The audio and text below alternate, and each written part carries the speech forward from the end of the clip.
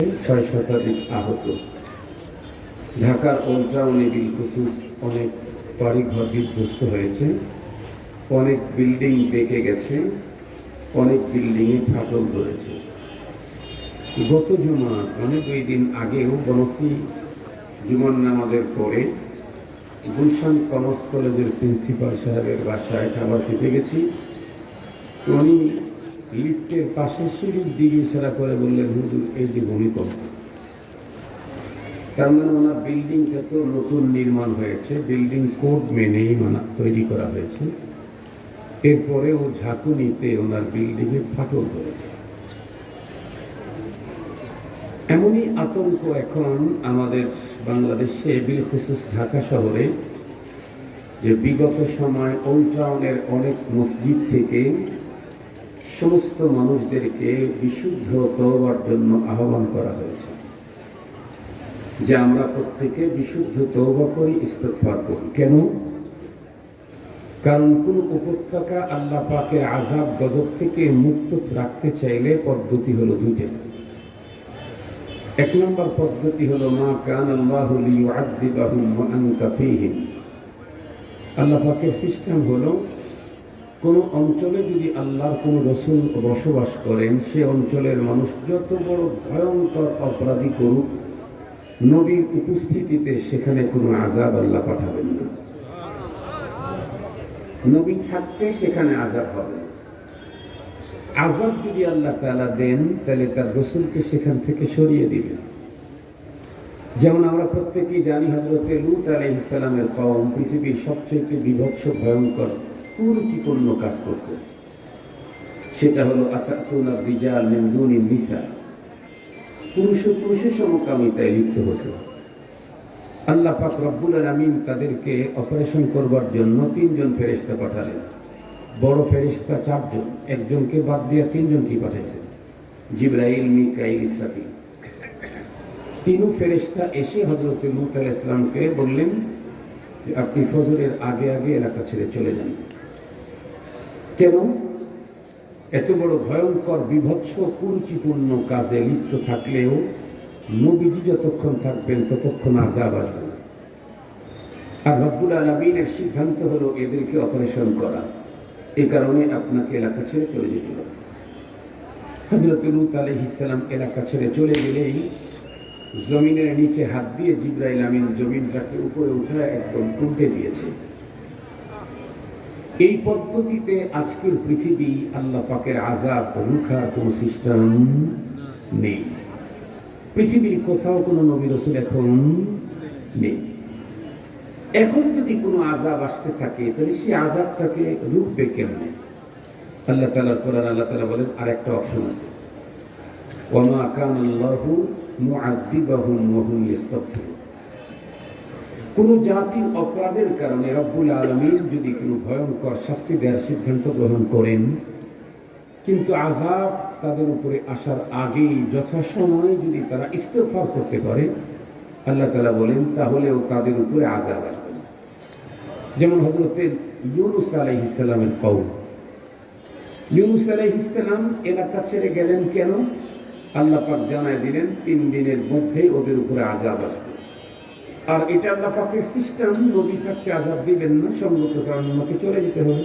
তিনি চলে গেছেন, কিন্তু নবীজি যখন অঞ্চল ছেড়ে চলে গেছেন, এটা দেখেই ওরা বুঝছে যে অবশ্যই আযাব আসবে। এখন আত্মসমর্পণের বিকল্প কোনো পথ নাই। এ কারণে তারা পরবর্তীতে আযাব আসিবার আগেই আল্লাহ পাকের কাছে ইস্তিগফার করছে। তো আল্লাহ পাক তাদের উপর থেকে আযাবকে সরায় দিয়েছেন। মুহতারাম হাজিরিন, খুব ভালো করে বুঝবেন, এখন বিজ্ঞানীরা, ভূতত্ত্ববিদেরা আমাদেরকে যে রিপোর্ট দিচ্ছে, সেই রিপোর্ট আমাদের জন্য ভয়ঙ্কর দুঃসংবাদ বহন করতেছে। সেটি হলো বাংলাদেশের জমিনের নিচে যে প্লেট আছে, এই প্লেটটা অনেকটা সরে গেছে এবং সরে যাচ্ছে। ভূতত্ত্ববিদদের তথ্য অনুযায়ী জমিনের নিচের এই প্লেটটা যদি টোটাল সরে যায়, তাহলে ভূমি ধস হবে। এই জাতীয় একটা ইনফরমেশন এখন থেকে 17 বছর 18 বছর আগে আমেরিকার নাসার বিজ্ঞানীদের একটা ব্রাঞ্চ তারা বাংলাদেশ সম্পর্কে রিপোর্ট করেছিল। সেই সময় তারা বলেছিল ৯৬ বছরের আলটিমেটাম দিয়ে তখন থেকে ৯৬ বছর পরে পৃথিবীর মানচিত্র থেকে বাংলাদেশ হারিয়ে যাবে। কেমনে? তাদের তথ্য অনুযায়ী জলবায়ু পরিবর্তন বিষয়ক বৈশ্বিক যে মুসিবত, যে ঝামেলা, যে সমস্যা এখন পৃথিবীকে আক্রমণ করেছে, এটা যদি ইউটার্ন না নেয়, এভাবেই যদি চলতে থাকে, তাহলে নিশ্চিত একদিন ওর প্রভাবে বাংলাদেশের টোটাল জমিনটা সমুদ্রে রূপান্তরিত হয়ে যাবে। ১৭-১৮ বছর পরে এখন ঘন ঘন ভূমিকম্পের পরে ভূতত্ত্ববিদেরা আমাদেরকে নতুন আরেকটা রিপোর্ট করলো, জমিনের নিচের প্লেট সরে যাচ্ছে, এই জন্য ঘন ঘন ভূমিকম্প, ভূমিধস। আমি জিজ্ঞেস করতে চাই, ভূতত্ত্ববিদেরা জমিনের নিচের প্লেট সরে যাচ্ছে এটা তারা বলল, মেনে নিলাম। তাহলে এই ভূমিকম্প, ভূমিধস থেকে দেশটা রক্ষা করবার জন্য প্লেটটা টেনে টুলে জায়গা মতো বসায় দিলেই তো হয়ে গেল। আপনারা বলেন না, কিছু বলেন না কেন? প্লেট সরে গেছে তো, এটা আবার জায়গা মতো বসায় দিলে তো আর ঝুঁকি নাই। কিন্তু বলুন, ভূতত্ত্ববিদেরা এই তথ্য আমাদেরকে দিতে সক্ষম হলেও তাম পৃথিবীর সমস্ত ভূতত্ত্ববিদ এবং ইঞ্জিনিয়ার, আবিষ্কারকেরা কিয়ামত পর্যন্ত চেষ্টা করে রবের বসানো ওই প্লেটকে টেনে যথাস্থানে প্রতিস্থাপন করবার ক্ষমতা কোনোদিনও অর্জন করতে পারে না। আমি আপনাদেরকে একটা ছোট্ট মিসাল দিলে বিষয়টা দিবালোকের নেই স্পষ্ট হবে। আপনারা অবশ্যই লক্ষ্য করেছেন, বাংলাদেশে অনেক বড় বড় ব্রিজ আছে, যে ব্রিজগুলি বাংলাদেশ একা নির্মাণ করে নাই, যৌথ নির্মাণ করেছে। বাংলাদেশ জাপান যৌথ ব্রিজ দেখবেন, এবং ওই ব্রিজের সামনে দুই দেশের পতাকা দিয়ে দেওয়া আছে। এই জাতীয় কোনো বড় ব্রিজ, এই ব্রিজের ওখানেও প্লেট থাকে, বিম, পিলার। এই বিমটা পিলারের যেখানে বসায়, সেই জায়গায় বিম আর পিলারের মাঝখানে একটা প্লেট দেয়। বিজ্ঞানীরা তারা গবেষণা করে ওটাই ভাবতেছে, রব যে জমিন যেখানে বসাইছেন, জমিন আর ওইটার মাঝখানে একটা প্লেট বসিয়েছেন। মানুষের তৈরি করা ব্রিজের বিম এবং পিলারের মাঝখানকার যে প্লেট আছে, এই প্লেটটা যদি সরে যায়, আমরা বাংলাদেশে কি দেখলাম? এদেশের ইঞ্জিনিয়ারেরা ওই প্লেটটাকে টেনে সোজা করতে যায় না। কেন? ঝামেলা। নিরাপদ কি? যেই কোম্পানি ৯৬ বছরের চুক্তি স্বাক্ষরিত করে এটা ঠিক করে দিয়েছে, ১৫ বছর পরে প্লেট সরে গেছে, ওদেরকে ফোন লাগায়। ওদেরকে যখন ফোন লাগায়, বলে ৯৬ বছরের চুক্তি স্বাক্ষরিত করেছেন, ১৫ বছর পরে প্লেট সরে যাচ্ছে, এখন তো ব্রিজটা ভেঙে পড়বে। ওরা বলে প্রবলেম নেই, আমরা আসছি। তাদেরকে দিয়ে ওটা আবার ঠিক করা হয়। সেই হিসাবে জিজ্ঞেস করতে চাই, জমিনের নিচের প্লেটটাকে কে বসিয়েছেন? Japan, America. কে? তাহলে এই পদ্ধতিতে এই দেশটাকে ভূমিকম্প, ভূমিধসের ঝামেলা থেকে মুক্ত করতে চাইলে, ওই প্লেটকে যথাস্থানে প্রতিস্থাপন করতে চাইলে কারে লাগবে? আল্লাহকে লাগবে। এখন কথা হলো, রব্বুল আলামিন যে প্লেটটা বসালেন, মানুষের তৈরি করা প্লেট সরে যেতে পারে, তাদের প্রযুক্তিগত অনেক ত্রুটি থাকে, কিন্তু রবের তো হাল তারা মিন ফুতুর। কোরআন শরীফের মধ্যে আল্লাহ তাআলা তো চ্যালেঞ্জ করেছেন, হাল তারা মিন ফুতুর ফারজি'ল বাসারা কাররাতাইন ইয়ানকালিবু ইলাইকাল বাসার খাসিয়া ওয়া হুয়া হাসিব। রবের কোন জায়গায় কোন কাজে কিঞ্চিত পরিমাণে ত্রুটি নাই। তাহলে প্লেট সরে গেল কেন? এই প্লেট সরে গেল কেন? এবং এই প্লেটটাকে যথাস্থানে বসাইতে চাইলে করণীয় কি? এ ব্যাপারে ১৪০০-১৫০০ বছর আগে আল্লাহ তাআলা কোরআন শরীফের ভিতরে আমাদেরকে ইনফর্ম করেছেন। সূরাতুত তাওবা ২৪ নম্বর আয়াতে কারিমা আমি তেলাওয়াত করি, তারপরে তরজমা বলি, আপনাদের বুঝে আসবে। আল্লাহ তাআলা বলেন, قل إن كان آباؤكم وأبناؤكم وإخوانكم وأزواجكم وعشيرتكم وأموال اقترفتموها وتجارة تخشون كسادها ومساكن ترضونها أحب إليكم من الله أحب إليكم من الله ورسوله وجهاد في سبيله فتربصوا حتى يأتي الله بأمره والله لا يهدي القوم الفاسقين আয়াতে কারিমাতে আল্লাহ তাআলা কি মেসেজ দিলেন আমি একটু সুন্দর করে আপনাদেরকে বোঝাবার জন্য চেষ্টা করি। আল্লাহ তাআলা বলেন, কুল, ওগো হাবিব আমার, ওগো দোস্ত আমার, ওগো রাসূল আমার, নবী আমার, আপনি পৃথিবীর ঈমানদার মুসলমানদেরকে একটা ইনফরমেশন করেন।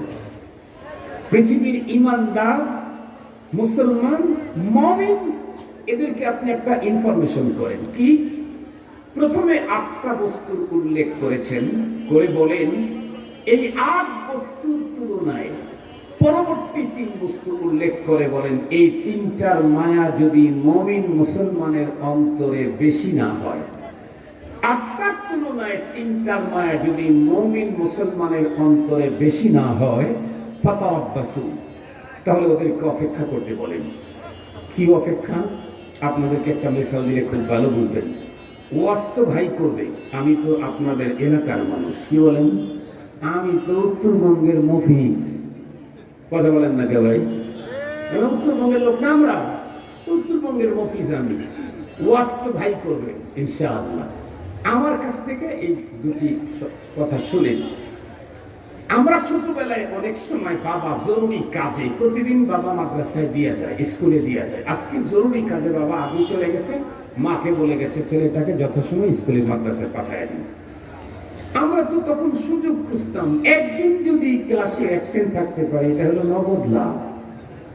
পড়াপড়ি করে যেটা লাভ হলো তো অনেক পরে, পাশ করার পরে।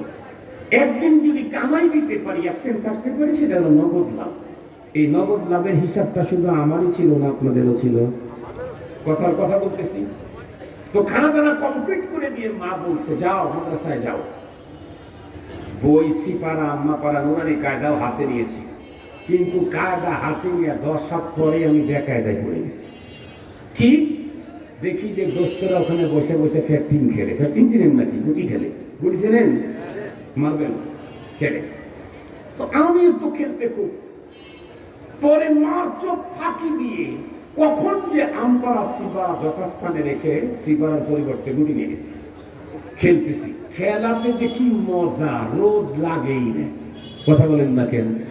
রোদের পাওয়ার যতই হোক, কিন্তু খেলতে গেলে রোদের পাওয়ার লাগে না।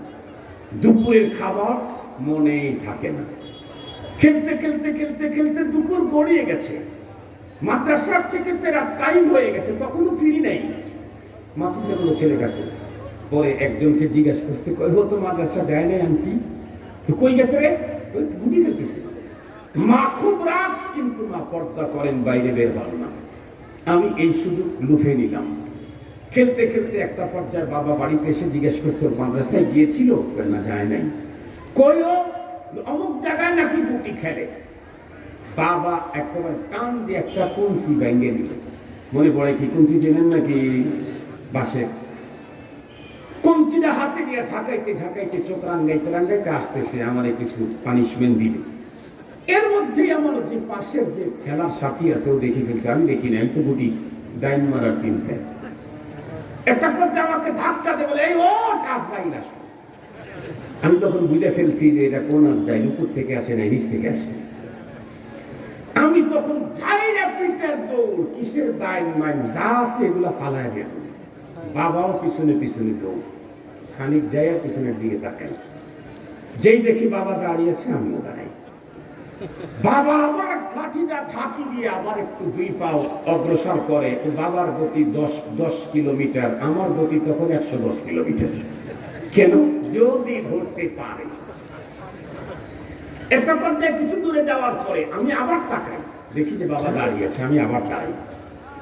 বাবা তখন রাগে ক্রোধে কুঞ্চিটাকে এভাবে ঝাঁকায় আর ডেকে বলে দাঁড়া। বলে না? বলে না? তার মানে কি? আমাকে পাইলেই পুরস্কার দিবেন। কথা বলেন, পাইলেই পুরস্কার দিবেন। না পানিশমেন্ট দিবেন? আর একটু জোরে বলেন, পানিশমেন্ট।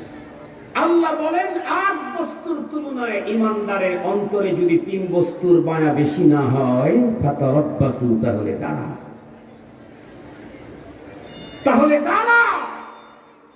কি করবেন?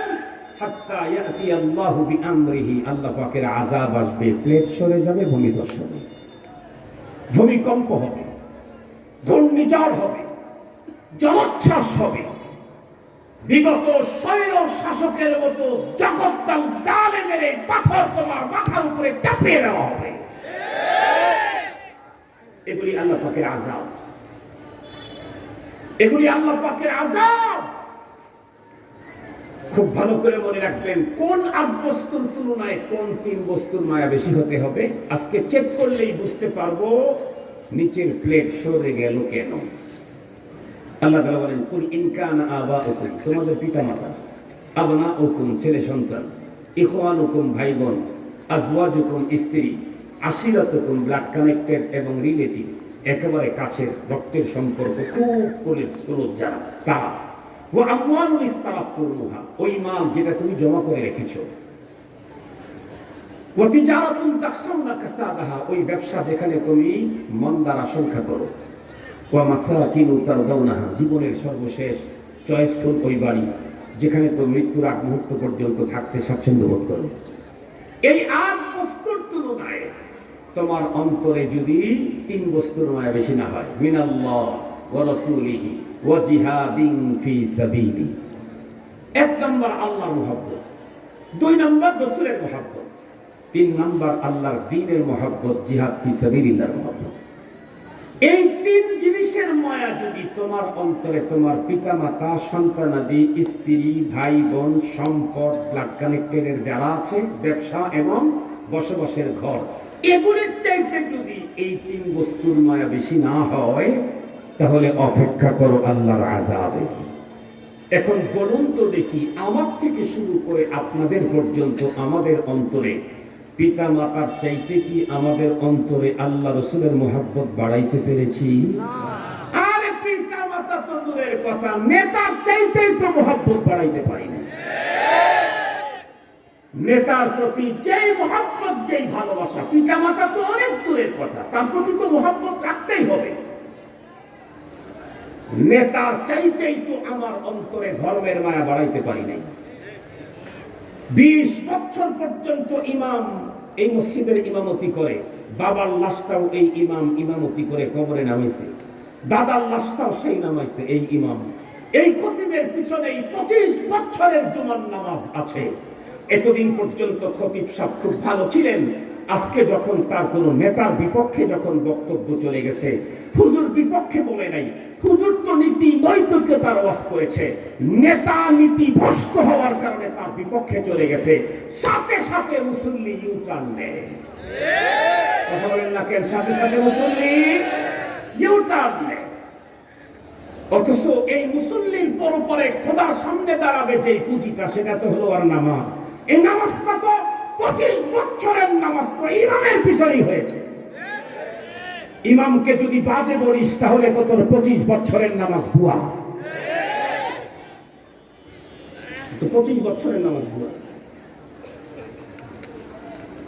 দুঃখের সাথে বলতে হয়, বাংলাদেশের স্বাধীনতার পর থেকে পর্যন্ত কত মানুষ নেতার জন্য আর পার্টির জন্য অকাতরে জীবন দিল এই দেশে, সেই পরিমাণে মানুষ এ পর্যন্ত আল্লাহ আর রাসূলুল্লাহর জন্য জীবন দিতে পারি নাই।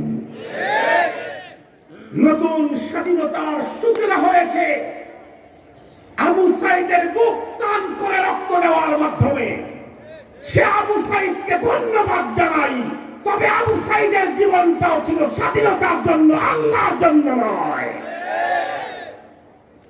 আবু সাইদ আর স্নিগ্ধ যদি স্বাধীনতার জন্য বুক টান করে দিতে পারে, তাওহীদবাদী মুসলমান আল্লাহর জন্য, রাসূলের জন্য কেন বুক টান করতে পারে না?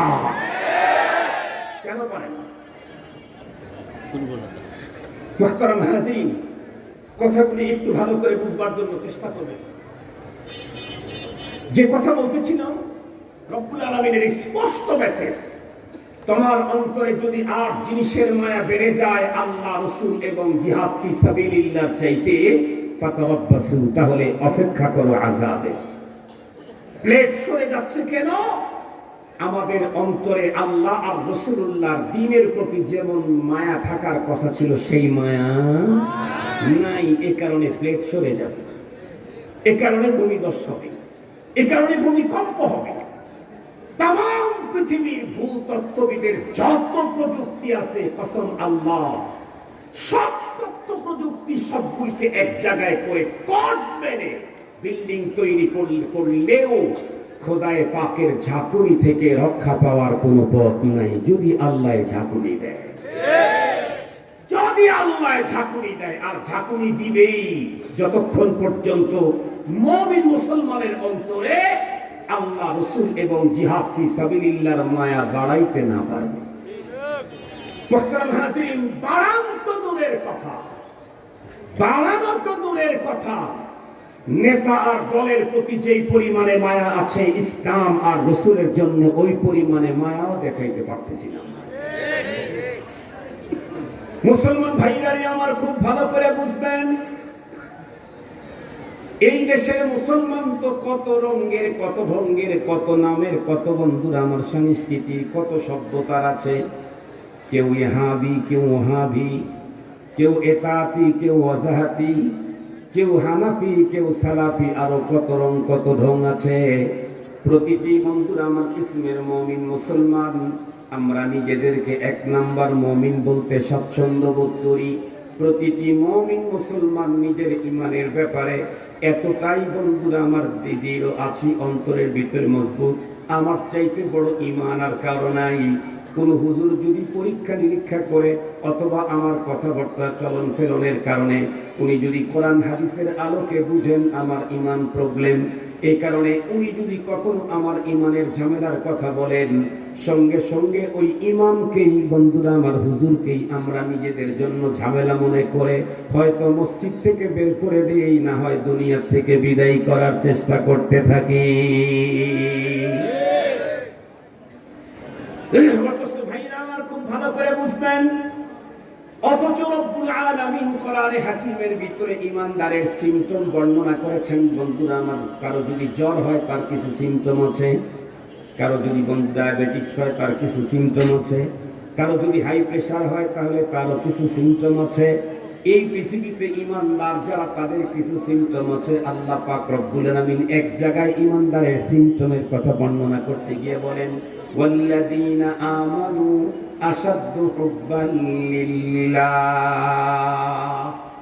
প্রকৃত মুমিন যে, তার অন্তরে পৃথিবীর সবকিছুর চাইতে বেশি মহব্বত হবে কার? এটা মোল্লা বলছে না আল্লাহ বলছেন? মোল্লা বলে নাই, আল্লাহ বলছেন। মুমিন যে, মুফতি হোক আর মুহাদ্দিস হোক, শাইখুল হাদিস হোক আর পীর হোক, নেতা হোক আর যেই হোক, সে যদি বলে আমি মুমিন, তাহলে তার অন্তরে সবচেয়ে বেশি মহব্বত থাকবে কার? আল্লাহ।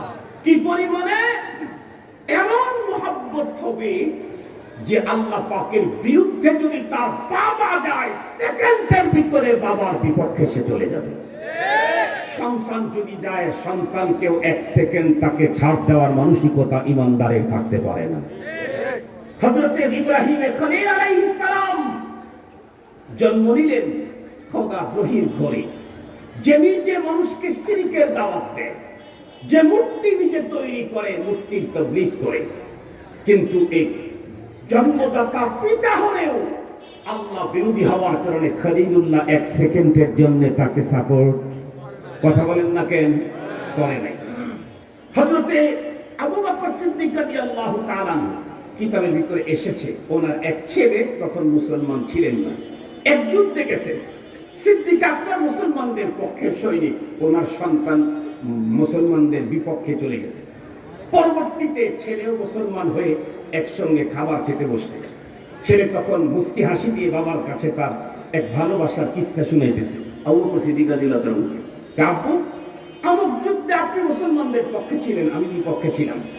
ওই যুদ্ধ চলতে চলতে একটা সময় আমি পেয়েছিলাম, স্কোপ পেয়েছিলাম যে আমি আপনাকে এক কোবে মুহূর্তে শেষ করে দিব। আমি তরবারিও উঁচু করেছিলাম, যেই মাত্র আপনার উপর আমি তরবারি আপনার গর্দানে মারবো, ঠিক সেই মুহূর্তে আমার ভিতরে ঢুকলো, এই তুই গায়ে আঘাত করতে যাচ্ছিস, যার অস্তিত্ব না হলে তুই পৃথিবীতে আসার কোনো সম্ভাবনা ছিল? ও তো তোর জন্মদাতা বাবা, তারে তুই মারবি। এ কারণে আমি সাথে সাথে তরবারিটাকে গুটিয়ে নিলাম। সিদ্দিক আকবর রাদিয়াল্লাহু তাআলা আনহু তখন ছেলেকে ডেকে বললেন, এ বেটা, ওই যুদ্ধে যদি এই সুযোগটা আমি তোমার ব্যাপারে পাইতাম, এক সেকেন্ড তোমাকে ছাড় দিতাম না। কেন? আমার অন্তরে আল্লাহর মায়া সবচাইতে বেশি। কলিজার টুকরা সন্তান যদি খোদার বিরুদ্ধে হয়, এক সেকেন্ড সাপোর্ট করার কোনো সুযোগ নাই। এ হলো মুমিন, এ হলো মুমিন।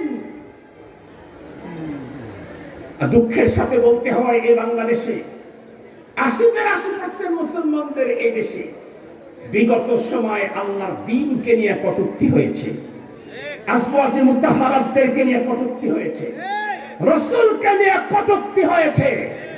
আমরা প্রত্যেকেই জানি ব্লগার সাহাবীদেরকে নিয়ে, নবীদেরকে নিয়ে কটূক্তি করেছে।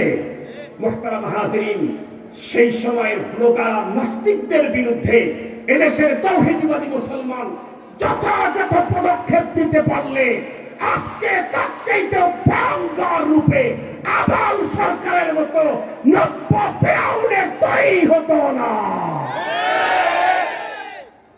নতুন নব্য নমরুদ আবাল সরকার রাসূলকে নিয়ে কটূক্তি করে নাই, নবী পত্নীদেরকে কেউ কটূক্তি করে নাই, আল্লাহর দ্বীন এবং স্বয়ং আল্লাহকে নিয়ে এমন জঘন্য ভয়ঙ্কর শব্দ সে ব্যবহার করেছে।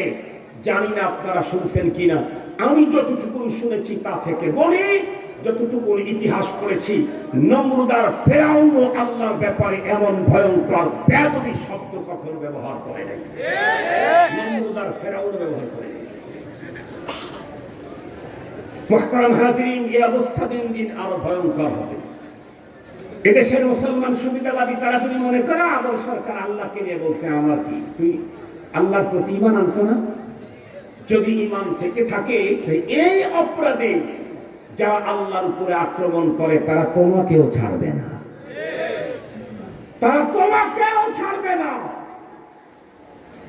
মুসলমান ভাইরারে আমার ভালো করে বুঝবেন, আমরা প্রত্যেকেই নিজের ঈমানের ব্যাপারে খুব বেশি, বন্ধুরা আমার, দাবিতে বড় সোচ্চার, কিন্তু ঈমানদারের চরিত্র আমাদের ভিতরে নাই। সহজে বুঝবার জন্য বলি, সিদ্দিক আকবর রাদিয়াল্লাহু তাআলা আনহু উনি কি পরিমাণে নরম দিলের মানুষ ছিলেন। আল্লাহর পয়গম্বর একখানা হাদিসের ভিতরে বেশ কয়েকজন সাহাবীর নাম উল্লেখ করে করে তাদের বিশেষ বিশেষ গুণের কথা বন্ধুরা আমার প্রকাশ করেছেন, যেই হাদিসখানা আমরা প্রত্যেক জুমাবারে খতিবের জবান থেকে শুনি।